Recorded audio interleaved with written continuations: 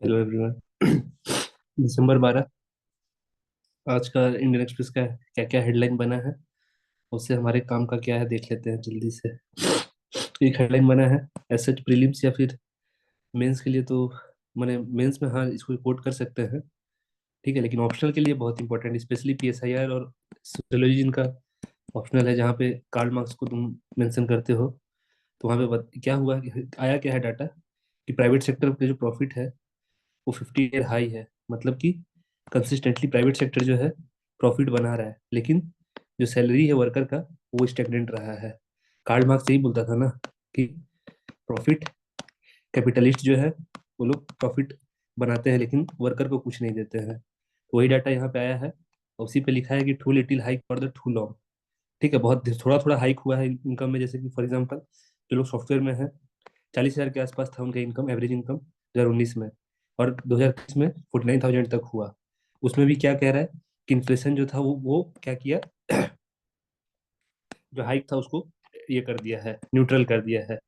ठीक है, तो ये ओवरऑल क्रक्स यही है कि कैपिटलिस्ट लोग अपना माने अब इससे हुआ क्या है, माने एक्चुअल टर्म में इकोनॉमी को हुआ क्या है। इससे एक्चुअल टर्म में इकोनॉमी में ये हुआ है कि डिमांड जो है वो कौन बढ़ाता है, जिस लेबर वर्कर लोग अगर हाथ में उनके पैसा आएगा तो वो सामान खरीदेंगे, सामान खरीदेंगे तो सामान का डिमांड बढ़ेगा और फिर ग्रोथ बढ़ेगा आगे। ठीक है, वर्कर के हाथ में पैसा ही नहीं आ रहा है, वो जितना मेहनत कर रहे हैं जितना प्रोडक्शन बनाने में उस हिसाब से उनके हाथ में पैसा ही नहीं आ रहा है। तो इसलिए यहाँ पे क्रक्स ये भी है कि जो कि मैंने इनकम ग्रोथ नहीं हुआ है ठीक से, बल्कि इसको डिमांड को किसी इम्पेक्ट किया है ये चीज।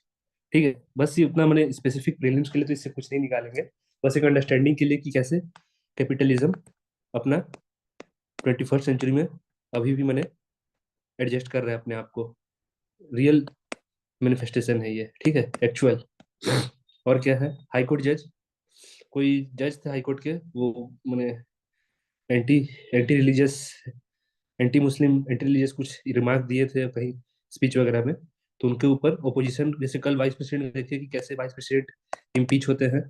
ठीक है, क्या बताया था कल वाइस प्रेसिडेंट का, दो चीज, एक कि इफेक्टिव मेजोरिटी हाउस में, इफेक्टिव मेजोरिटी, और वो भी इनिशिएशन कहाँ होना चाहिए था, पहला इनिशिएशन होगा राज्यसभा में इफेक्टिव मेजोरिटी से, फिर सिंपल मेजोरिटी से लोकसभा पास करता है।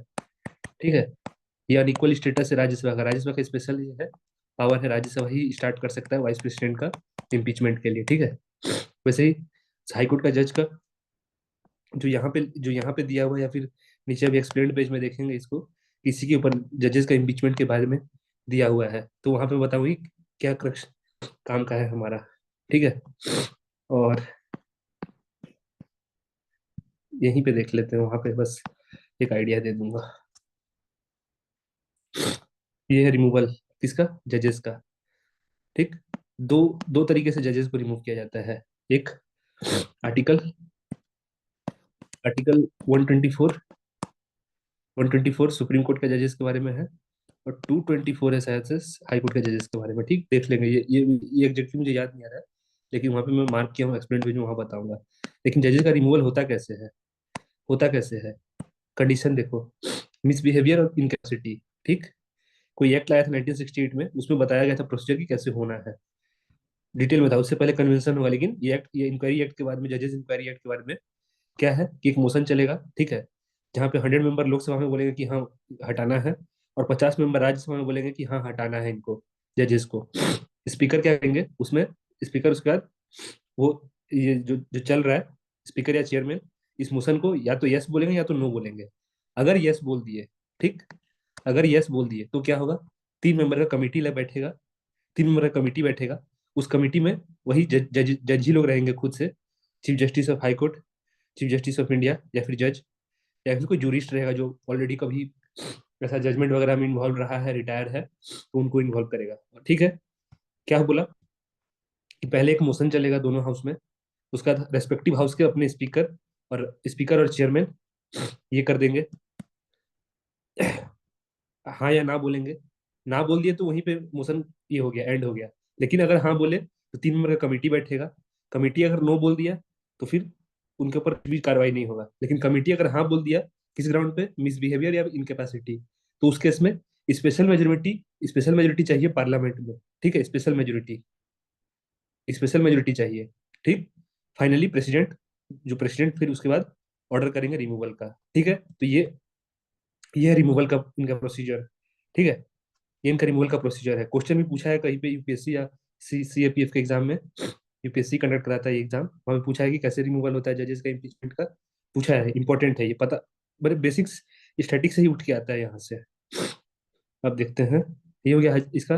अब इसी को हम थोड़ा सा देखेंगे और फैक्ट इसी में ऐड करेंगे आगे चल के।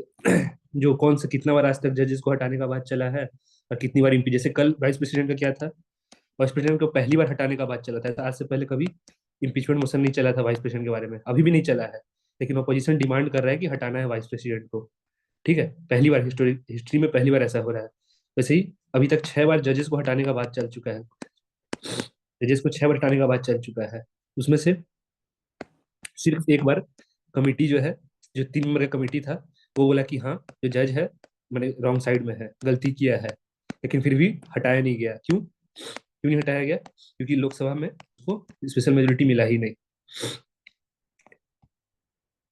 इंडिया इंडिया का मलेरिया का जो केस है वो बहुत ड्रास्टिकली फॉल हुआ है। मतलब इंडिया अच्छा परफॉर्म कर रहा है मलेरिया वाले केस में। कहाँ पे डाटा काम आएगा? जो साइंस एंड टेक है पेपर 3 में, वहाँ पे हेल्थ एक टॉपिक है अपने जीएस 3 में। तो वहाँ पे ये डाटा अगर मलेरिया के बारे में पूछा है कि इंडिया का क्या कर रहा है, तो इंडिया जो है अभी बाहर हो गया किस चीज से? High burden high impact group से। मतलब कुछ कंट्री का ग्रुपिंग था, high burden high impact countries का ग्रुपिंग था, जहाँ पे मलेरिया का केस बहुत ज्यादा है और डेथ बहुत ज्यादा होता है। बर्डन हाई है, मलेरिया का केसेस हाई है, और वहाँ पे डेथ भी बहुत ज्यादा होता है।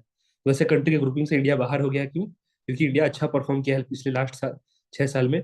ठीक है, death fall by 69% each year, हर एक साल इंडिया का मलेरिया का जो केसेस है, इंडिया अच्छा परफॉर्म किया है इस केस में। बस इतना क्रक्स से यहाँ पे, इतना से क्रक्स से इतना ही निकालना था हम लोग को। और ये दिल्ली का पेज है।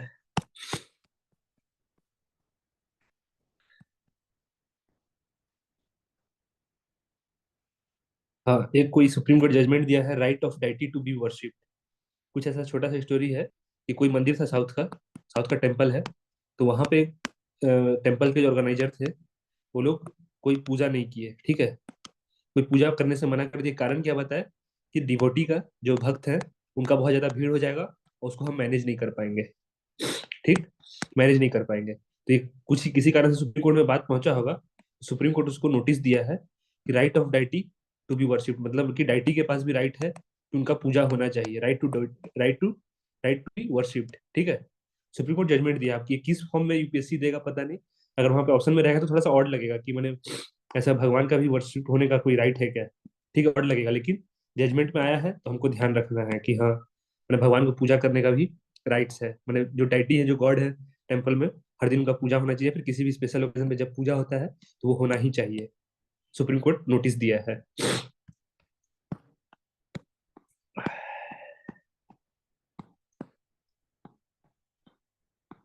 और हाँ, ये लैपटॉप इंपोर्ट मॉनिटरिंग सिस्टम जो था, ये लास्ट ईयर ये मैं न्यूज में इसको फॉलो किया था।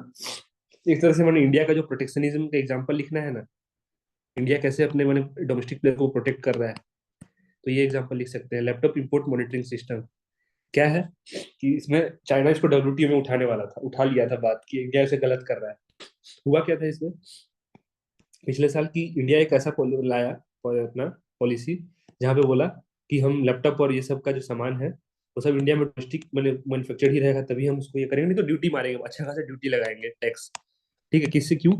चाइना से सामान ताकि कम से कम आ सके। ठीक है, तो अगर से पूछता है कि इंडिया में प्रोटेक्शनिज्म चल रहा है पूरा वर्ल्ड में, तो इंडिया का अगर एग्जांपल पूछा प्रोटेक्शनिस्ट पॉलिसी कैसे फॉलो कर रहा है, तो ये वाला एग्जांपल दे दा।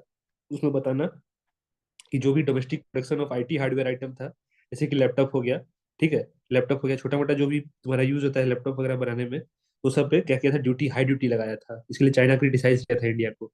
तो फिर भी क्रिटिसाइज करने के बाद भी इंडिया इसको रखा, और अभी फिर इसको एक्सटेंड भी कर रहा है कि मतलब कंटिन्यू रहेगा हमारे ड्यूटी जो लगाए हैं लैपटॉप को ये करने के लिए। इंडिया क्या बोला था? Internal security. इंडिया क्या दिया था? इंटरनल सिक्योरिटी का हवाला दिया था कि ये सब चीज जो है, लैपटॉप वगैरह, ये सब तुम्हारा हमारे यूजर्स जो है हमारे, ठीक है, सब सेंसिटिव चीज है। हमें हमारा नेशनल सिक्योरिटी का बात है, इसलिए हम लैपटॉप वगैरह डोमेस्टिक जो मैन्युफैक्चरर है उन्हीं का बनाया हुआ सामान को प्रमोट करेंगे। और बाद बाकी जो बाहर से आएगा उसमें हम लोग हाई ड्यूटी लगाएंगे। ऐसा चल रहा था पिछले साल। किस कॉन्टेक्स्ट में आ जाएगा तुमको पता नहीं है, तुमको बस खाली ध्यान रखना है कि ऐसा कुछ पिछले साल हो रहा था और इस बार उसी चीज को एक्सटेंड किया गया है। ठीक है। प्रोटेक्शनिस्ट पॉलिसी का एग्जांपल देना हुआ इंडिया का, तो ये फ्रेम ये कोट करना कि जो आईटी प्रोडक्ट लैपटॉप का जो इंपोर्ट मॉनिटरिंग सिस्टम था उसको इंडिया एक्सटेंड किया है, पिछले साल इम्प्लीमेंट किया था और इस साल फिर एक्सटेंड भी किया है। बस आइडिया रखो। हम लोग यहाँ से इसलिए देख रहे हैं ये चीज क्योंकि हमें हमें बस एक डेली डेली बेसिस पे थोड़ा थोड़ा फीड कर रहे हैं अपने आप को, ताकि जब हम पढ़ें लार्जर पर्सपेक्टिव पे इससे क्वेश्चन पूछा जा आउट ऑफ द बॉक्स आ गया, ठीक है ना। तो कहीं भी आउट ऑफ द बॉक्स नहीं आएगा, आउट ऑफ द बॉक्स नहीं आएगा, बस यही से उठ के आ जाएगा। आरबीआई के गवर्नर चेंज हुए हैं, संजय मल्होत्रा 26 आरबीआई गवर्नर। कोई फैक्ट, अगर एसओ टाइप का एग्जाम दे रहे हो, ठीक है, यूपीएससी ओपीएससी तो अभी ये तो नहीं पूछेगा, ये ओपीएससी ओपीएससी का क्वेश्चन ऑलरेडी फ्रेम है, लेकिन वनडे एग्जाम में से पूछता है कि कौन है आरबीआई के गवर्नर, ठीक है, कितने नंबर वाले हैं। ठीक, अभी जो लोकसभा चल रहा है, ठीक है, इस साल जो इलेक्शन हुआ था कितना नंबर था, वो 18th लोकसभा हुआ था। उड़ीसा में कौन सा कितना नंबर लेजिस्लेटिव असेंबली का ये हुआ है, देख लेना विकीपीडिया पे। ठीक है, जो अभी स्टेट लेजिस्लेटिव असेंबली हुआ था उड़ीसा का इलेक्शन का, वो कौन सा कितना नंबर है वो, ठीक है। इस बार हुआ है तो एक्सपेक्ट कर रहा है कि तुम कहीं पे एडिटोरियल में या फिर कहीं पे न्यूज पे हेडलाइन देखे होगे कि जैसे 18th लोकसभा उस बार चल रहा है अभी, ठीक है। तो अभी पूछ सकता है कि उड़ीसा का जो लोकसभा, सॉरी, उड़ीसा का जो लेजिस्लेटिव असेंबली था वो कौन से ये में था, कितने नंबर वाला था।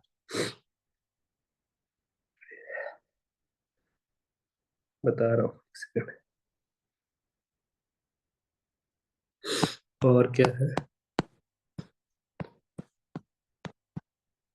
ये एनिमल किल देयर यंग, ये हमारे काम का नहीं है ये इसको नहीं लिख सकते मैं यूपीएससी में कहीं ज्यादा उतना ये मैं ये नहीं कर सकता। हाँ देखो, इम्पीचमेंट ऑफ जज के बारे में बताया था ना, इम्पीचमेंट ऑफ जज के बारे में, तो यहाँ पे फिर से आया हुआ एक्सप्लेन में कि कैसे हटाया जाता है। तो तुम्हारे पॉलिटी लक्ष्मीकांत में ये सब मेंशन किया हुआ है, वही चीजों बताया, प्रोसीजर कैसे होता है। प्रोसीजर क्या है, कमेटी बैठेगा, कमेटी हाँ या ना बोला, हाँ या ना बोला on the ground of misbehaviour in capacity, उसके बाद प्रेसिडेंट हटा देते हैं, ठीक, हटा देते हैं। लेकिन इसमें एक्स्ट्रा फैक्ट क्या दिया हुआ है, तो तुमको मैंने एज ए स्टोरी तुमको ध्यान में रहता तो ठीक। अभी तक ऐसा 6 बार हो चुका है टोटल कि जहां पे इम्पीचमेंट का बात चला हो जजेस का, ठीक। In 5 of the 6 instances charges was financial impropriety, मतलब कुछ पैसे से रिलेटेड कुछ चार्जेस था, और सिर्फ एक ऐसा चार्जेस था जहाँ पे सेक्सुअल मिसकंडक्ट के बारे में ये हुआ था जजेस के ऊपर, बस एक आइडिया रखने के लिए। वो भी जो लास्ट जज थे सीजीआई रंजन गोगोई 2019 में उनके ऊपर सेक्सुअल मिसकंडक्ट का बात चला था, जो अपोजिशन कांग्रेस उठाया था कि इसके ऊपर कार्रवाई होना चाहिए। वो सीजीआई थे उस समय, वो जब उनके ऊपर एलिगेशन लगा था, ठीक है। राम मंदिर में भी वो जजमेंट दिए थे रंजन गोगोई। अभी वो राज्यसभा के नॉमिनेटेड मेंबर है, राज्यसभा से नॉमिनेटेड मेंबर है सीजीआई रंजन गोगोई। उनके ऊपर सेक्सुअल मिसकंडक्ट का ये चार्जेस लगा था। तो और बाकी 5 केस में फाइनेंशियल प्रॉपर्टी में कुछ पैसा में घपला की है बोल के बात चला था। उसमें से भी एक एक ऐसा केस था जहाँ पे जो ये बताया ना, मोस्ट रिसेंट जो था chief justice chief justice of India Deepak Mishra पे 2018 में motion was rejected by the Rajya Sabha chairman. Rajya Sabha chairman जो थे वो मना कर दिए थे। उसके बाद 2019 में भी जो सीजीआई रंजन गोगोई थे उनके ऊपर भी ओपोजिशन ये का एलिगेशन लगाया था, सेक्सुअल मिसकंडक्ट का एलिगेशन लगाया था, कोई उन्हीं की क्लर्क ऑफिस की ये कर दी थी। तो ये बस एग्जांपल है, बाकी मैं मेन फैक्ट यहाँ पे बता दिया ये चीज, जहाँ पे बोला कि कैसे हटाना है। मोशन चलेगा हाउस में, 100 मेंबर लोकसभा के या फिर 50 मेंबर इन राज्यसभा। मोशन चला, स्पीकर हाँ बोला या ना बोला, अगर हाँ बोला तो 3 मेंबर का कमेटी बैठेगा, उसमें ये तीनों रहेंगे, ये उसके बाद अगर वो लोग नहीं बोल दिए तो वहीं पे एंड हो जाएगा। अगर हाँ बोले तो फिर उनके ऊपर स्पेशल मेजोरिटी का एक ये पास होगा मोशन, अगर पास हो गया तो प्रेसिडेंट हटा देंगे। तो इतना था तुम्हारा।